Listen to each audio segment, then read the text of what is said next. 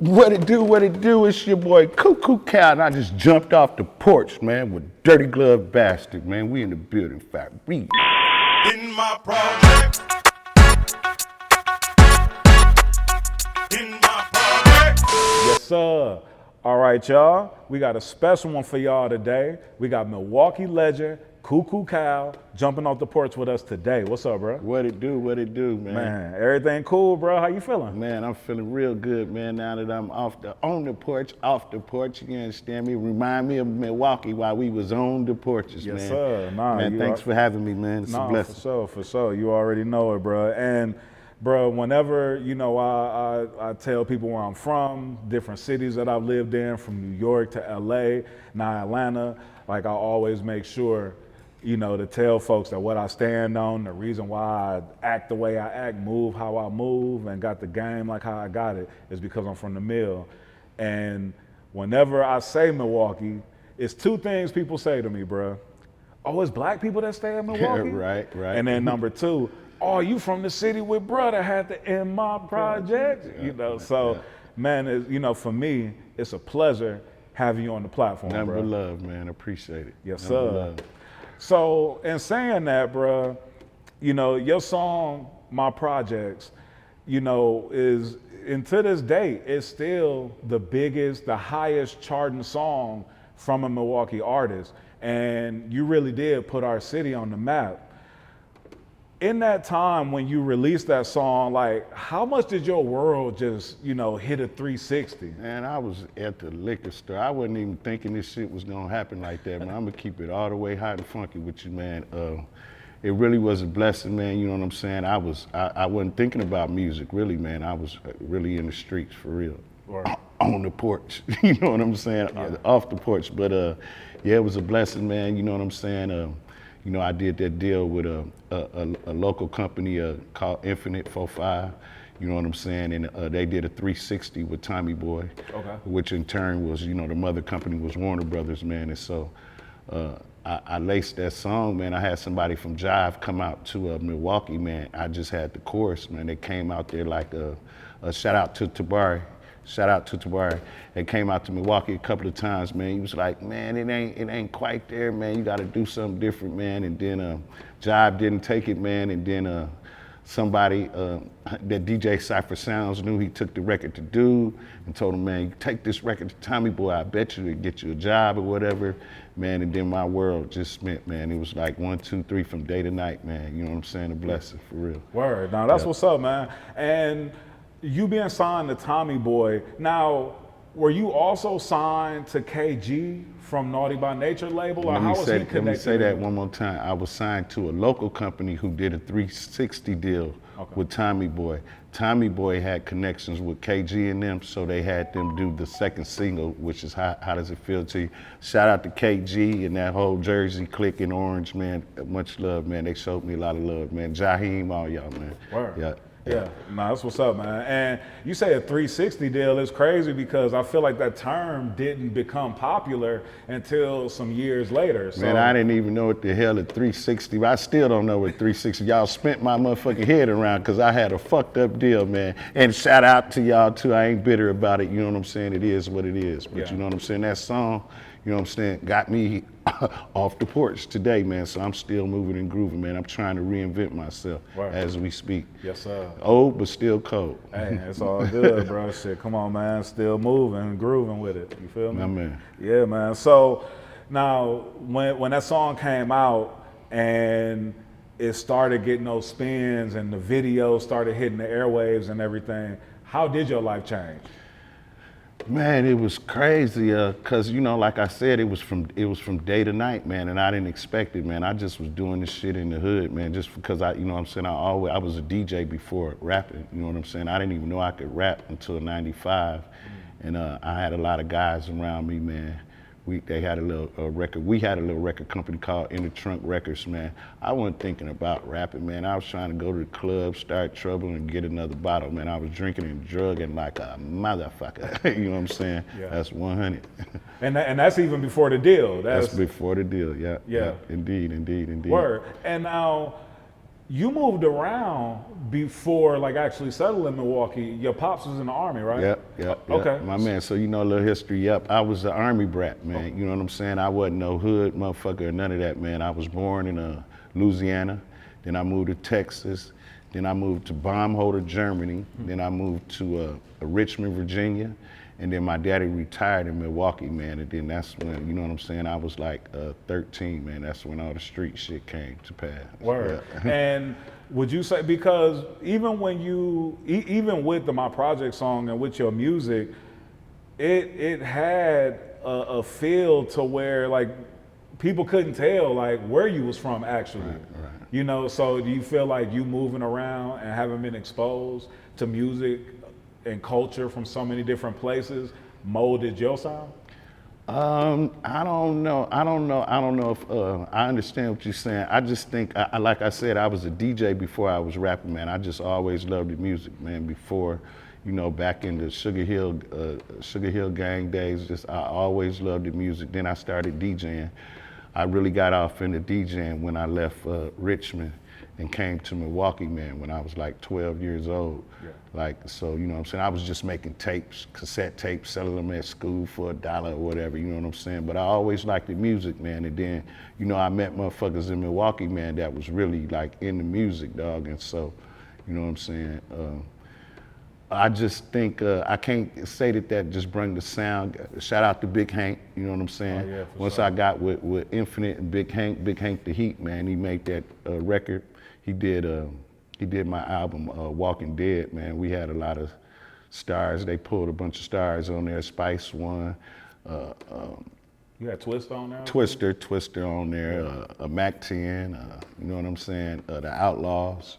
You know what I'm saying? So I just was like, damn, this shit is for real. Like I could do it. And that was the Walking Dead album. That was the album. We dropped that in '98, right before Projects. You know what I'm saying? I did Projects in 2000, and it dropped in 2001. Okay, word. And Walking Dead, that was your second album. Yep. Cause my first one was called Game. Yeah. Yep. That was with In the Trunk Records. That was with me and my guy. Okay, word. Shout out to 88 Keys, man. The Rap A Lot Records. You know, they had signed to Rap A Lot Records trying to get, cause we all was a group at once, and then we split up. You know what I'm saying? But shout out 88 Keys, a G to a Key, man. Word. Yeah. Oh yeah, G to a Key. Yeah, that was like that was one of the first groups I had ever heard of in the mill, because I remember they were signed to Rap A Lot. Right. That's who kind of got me started. We was a group all together called Stone Cold before we broke up, and they went to a G to a Key, and then I sat back and looked, and then I came up with Coo Coo Cal.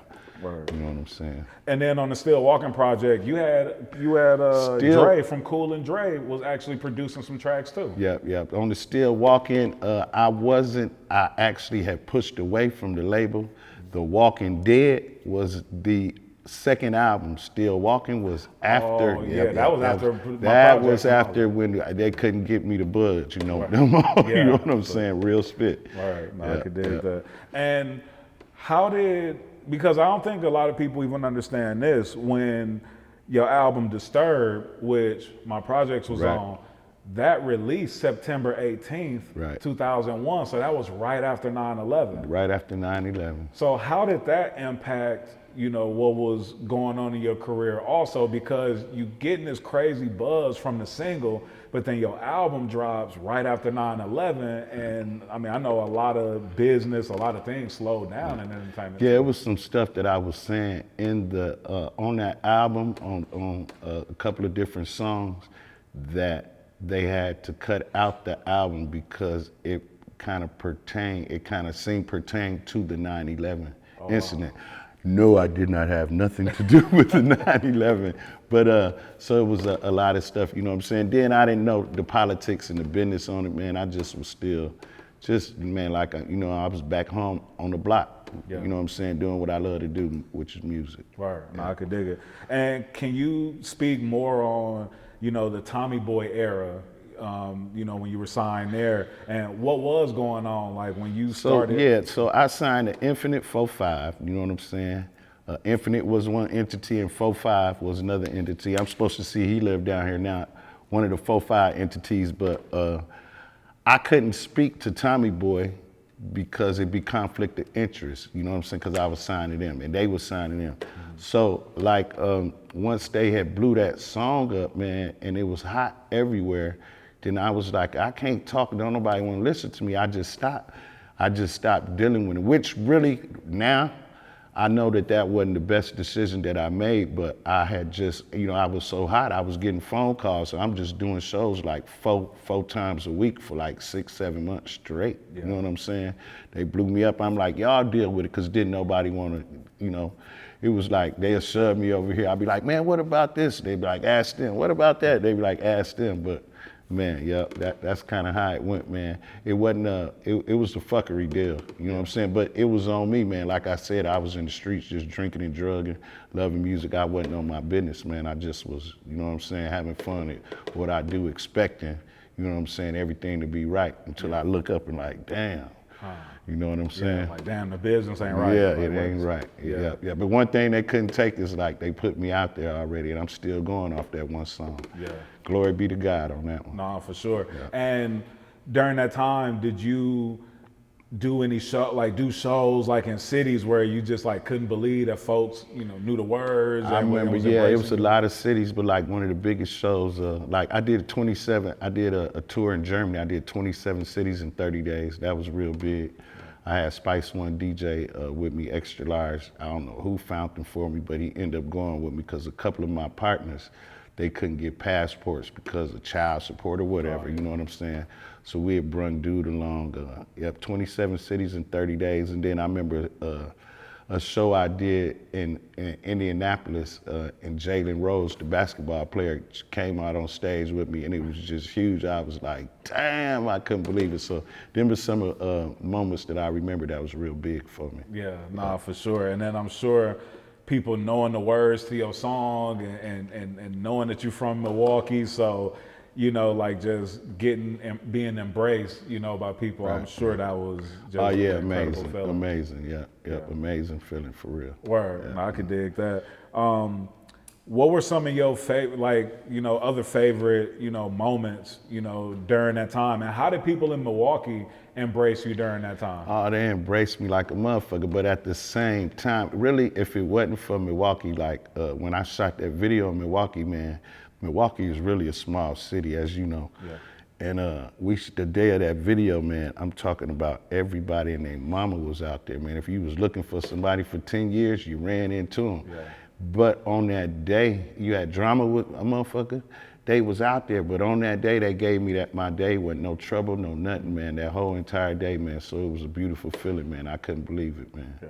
How many people came out, man. Yeah, because it was like you had the whole city out. Right, like the video was crazy, so many people in it. Now, one question I always had, because whenever people would climb and be like, man, Milwaukee ain't got no projects. He wasn't even in the projects. And I'm like, man, we got Westlawn, we got Westlawn, we got Northlawn, like we got. Yeah, they always think ain't no projects till they step up in there and see somebody come out the cut. They be like, oh yeah, this ain't shit but projects for sure. real. But why didn't y'all shoot the video in any of the real projects? I mean, because really, this is what I tell everybody. It wasn't about the buildings, because the people who shot the videos from New York, and they used to Chicago, high rises and all that. We don't got that. Right. But we definitely got the people. So we had to make it, the projects was the people, not the buildings. You know what I'm saying? Yeah. And so that was their philosophy. Otherwise, they was thinking about taking it back to New York and shoot in some real projects, or Chicago or whatever. Like, man, I'm from Milwaukee. Nah, we gonna do it right here. So the best thing I can tell you, like, our projects don't look like high rises like Chicago, New York. Right. So that was okay. Word, I can dig it. The people was the projects and not the buildings. Yeah, nah, for sure. I've had to answer that question for years, though. Like, man, he was in the neighborhood, and I'm like, yo, I don't know why. I'm like, but if you come to the mill, like, you will see how real our city is. Yeah. And I feel like when people come there, like God rest his soul, like I worked with Young Scooter, and Milwaukee was one of his favorite cities, and like he would go there even when he didn't have shows there, just, you know, to rock with people and, right. you know, do his business, whatever he had, you know, whatever he was handling up there, but he would always go to the mill. And then I interviewed Manny Fresh and Juvenile right here on this porch. Right. And Juvie was talking about how Milwaukee was one of his favorite cities. Right, And he said him and his wife had a house in Milwaukee where during the pandemic, they would kind of sneak off and just go to Milwaukee for a while. And they had Yeah, a I crib think he there. got his DJ now is from my city, DJ Kev. Shout out DJ Kev, shout out Juvenile, you know what I'm saying? I actually got a song and video with Juvenile, but yeah, I think he traveling on the road right now with one of Milwaukee's finest from core DJs, Word. DJ Kev. Yeah, that's right. Yeah, no, that's what's up. So as fast as your rise was, you know, being on Rap City, 106 and Park, song charting, you know, number one hip hop song. I can tell you I fell just as quick as the rise Yeah, was, bro. yeah. And I'm gonna keep it all the way hot and funky, man. I was out there real bad on drugs and alcohol, man. Cocaine and liquor, man. Yeah. Real talk. And so the addiction like really took over your drive to want to work. I was always doing music. I just was missing shows, and you know what I'm saying? I never stopped doing music. It's just the business aspect of it, and then I had fuckery business anyway. Anyway, I'm not making no excuses, but that definitely played a part in it. Yeah, nah, for sure. Definitely. Because I'm sure that can discourage you from even wanting to do anything when you know all your other businesses is bad. Ain't making no excuses for the drugs and alcohol, but yep, that's real talk. Word. And you actually did a documentary where you were really open about your career, about, you know, the highs as well as the lows. Definitely. I watched that on Amazon. I think that came out like back during the pandemic. Yep. It came out 5 years ago. Y'all go check it out. It's for free.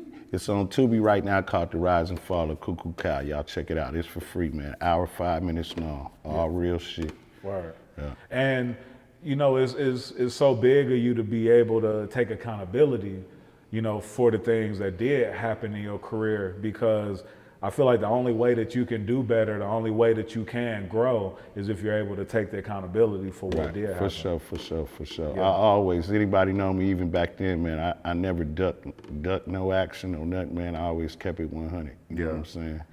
I've just been me, you know what I'm saying? Yeah. It's my life. Word. For real. No, I can dig that. So what have you been doing, you know, lately to, you know, because I know right now, you know, you back in motion, you know, resurrecting your career. Right.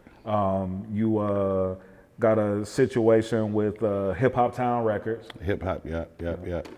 So I just did a little deal. I moved out to Vegas. I stay out in Vegas now. I had to get away from Milwaukee, you know what I'm saying? Because the old stuff is just keep popping back up, and I didn't feel I was strong enough to be getting back into this thing, to be around that environment. So I moved out to Vegas, man, and it was the best thing that happened to me, man. I ran into an old partner of mine, you know, he really was like my nephew, man, and he was been doing stuff within the music. He flew me down to Nashville, man. He was at a WWE, a wrestling match. Okay.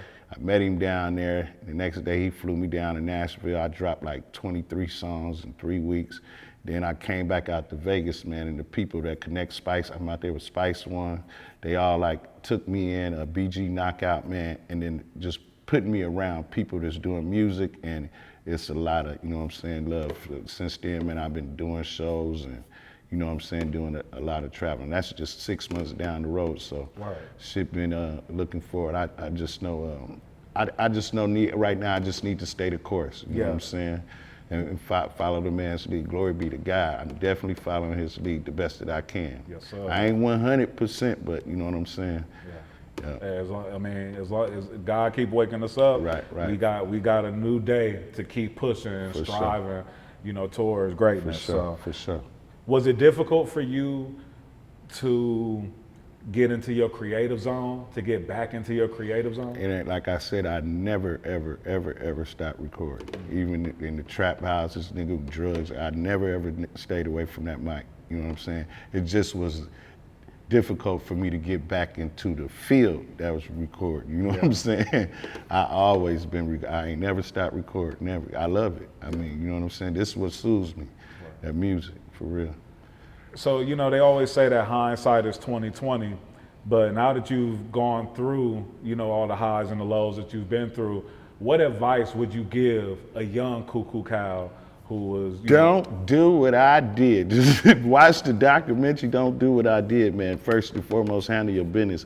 I don't even know what God has in store for me. If this is just, it might not be for me to climb back up. You know what I'm saying? I'm getting senile. I got bad knees, my back hurting, AARP card, all that. You know what I'm talking about? But it might just be a message for me to help the younger generation, wherever he leads me to, it is, you know what I'm saying? And I got that platform, you know what I'm saying? I ain't no Jay-Z or nothing like that, but it's enough people out here that is following me and listening. If it's for me just to spread the word to better the younger generation, then I'm all for it. I can dig it. And why is ownership and structure so, you know, why does it matter? Why is this so important, you know, this time around? Because I actually get my master's back February of projects, man. I did a new rollout. Matter of fact, y'all, the name of the new album coming out in February is called Ain't You Coo Coo Cal. I got a re-roll of projects, a new projects, and I actually get my master's back in February, it'll be the 25th anniversary. And now I got, you know, I'm more looking into on the business aspect of things, you know what I'm saying? Before, you know what I'm saying? And then, you know what I'm saying, you gotta have a team, man. You know what I'm saying? That's what advice I would give to the, can't do it by yourself, man. Like right now, I just been basically moving around by myself, but as far as this rollout we finna do in this last quarter with a couple of singles and the album dropping, I got a, you know what I'm saying, a team again, you know what I'm saying, that's with me. Hip Hop Town Records, big shout out to Ace, man. Manager Network in Seattle, man, Ace, man.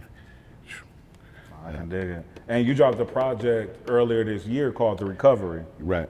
You got really personal on that project as well. Yeah. I mean, Yeah. you've been an open book. You Right. know, whether it's been in interviews, your documentary, Right. and in your music. And you also had OG Tweezy Yeah. featured on that project, man. man, R.I.P. to him. Rest in peace to Tweezy, man. man. I just got chill bumps, man. We'd be here to New Year's, man. We speak on OG Tweezy, but Tweezy had helped me. That's who really began my career, period. You know what I'm saying? He hooked up the Infinite 4-5. He hooked us up with Tony Draper, Suave House. Shout out Tony Draper. I just got back in touch with him like August 30th in Detroit with one of his producers, one of Ice Cube producers rather.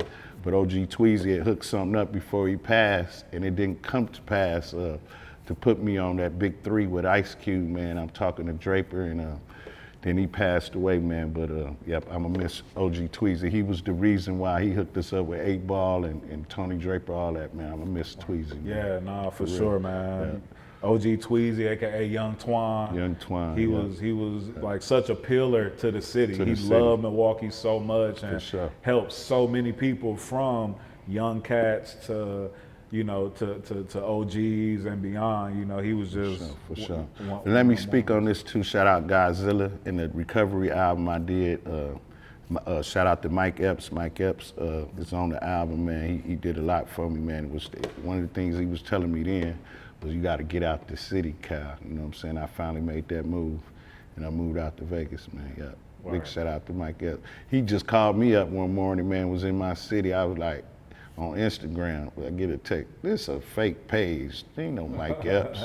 He left a number. I called him back. He said, man, I'm in the city. Shoot through. I said, what?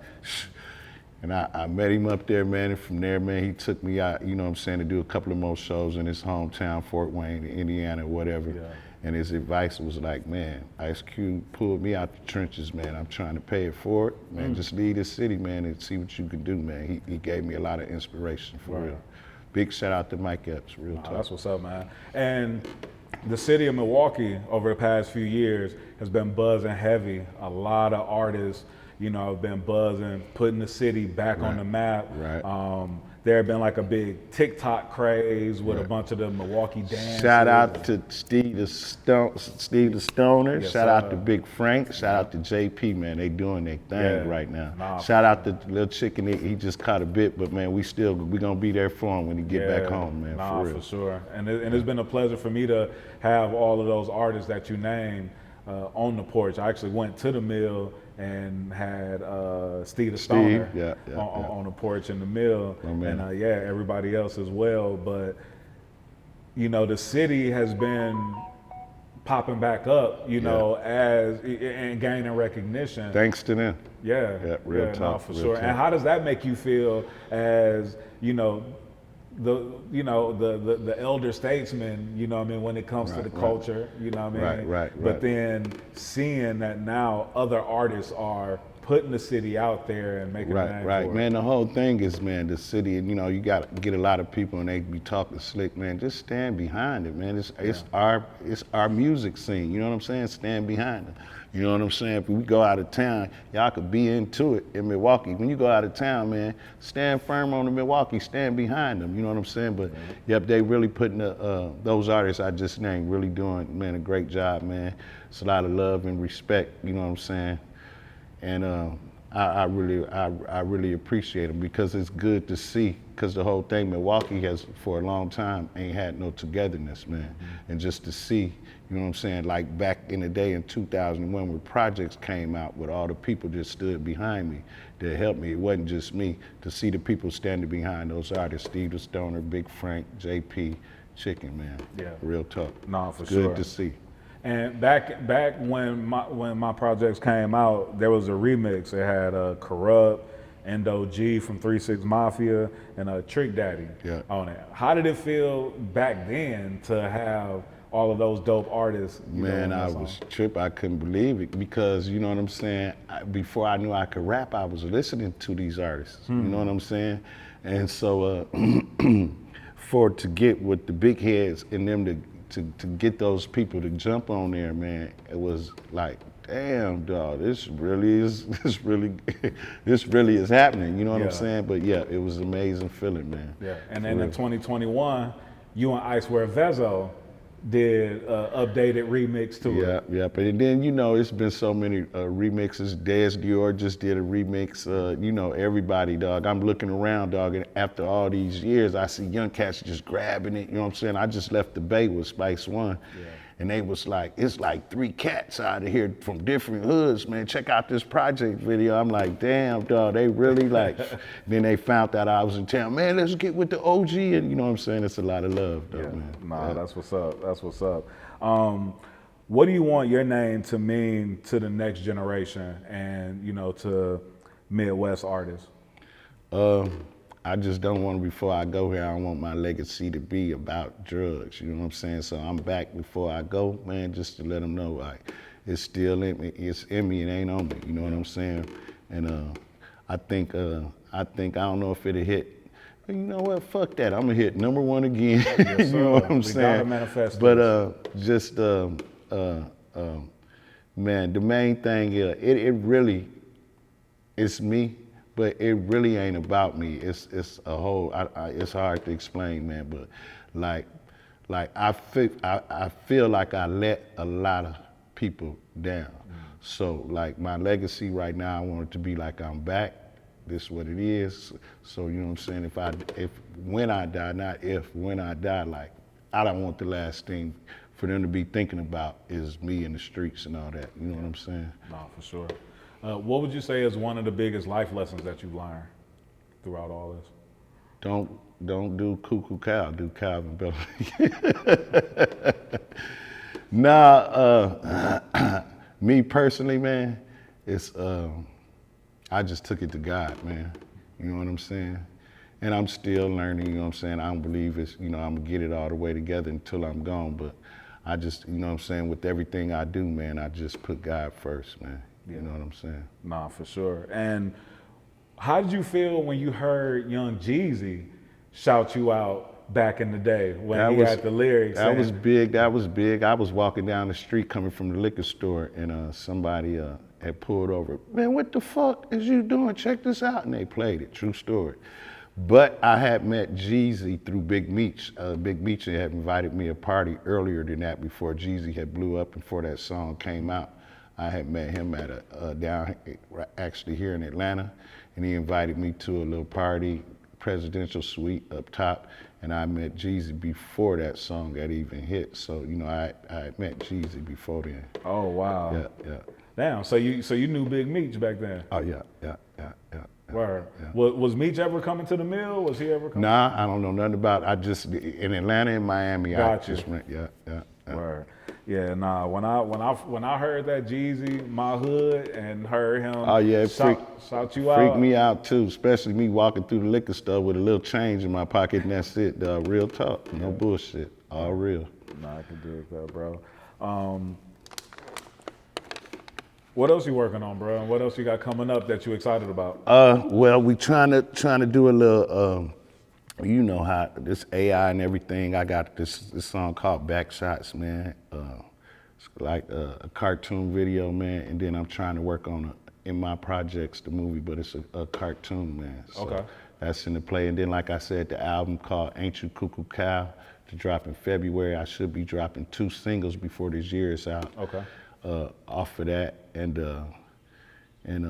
man, that's about. You know what I'm saying? Everything right. Everybody's saying right. You need to write a book, man. But you know, we'll see what happens, man. Yeah, bro. For real. Nah, you definitely do, bro. Like your story is one that a lot of people have interest in, and then I'm sure a lot of people could actually learn from it too.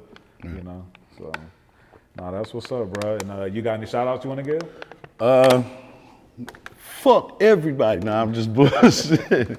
Let me give a shout out to my man Pine that's in the building right now. Man, been down with me from day one. Anybody from Atlanta that know Pine, or I'm gonna bring the Milwaukee crew down here for y'all. Now I'm just playing. Shout out to my nigga Pine, dog. You know he been fucking in the music game for a long time, behind the scenes. You know what I'm saying? Shout out to Infinite Recordings, Big Hank, man. Shout out to Hip Hop Town Records. Manager Ace, man, a network out in Seattle. Everybody's off the porch like a motherfucker for having me here, man. And if I forgot anything, y'all remember I'm getting old and senile, and I need knee surgery and an inhaler and a wheelchair. Y'all forgive me. Straight up. Man. Coo Coo Cal, appreciate you pulling up, jumping off the porch with us, man. My man. If you